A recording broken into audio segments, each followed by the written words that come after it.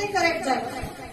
चला काय निघाला ऐका काय पेढा उघडला जिलेबी उघडली दोन्ही पदार्थ गोड झाले. पेढा उघडला जिलेबी उघडली दोन्ही पदार्थ गोड झाले. मुलगा मुलगी भेदभाव यामध्ये कोणी नाही वाली. मुलगा मुलगी भेदभाव यामध्ये कोणी नाही वाली.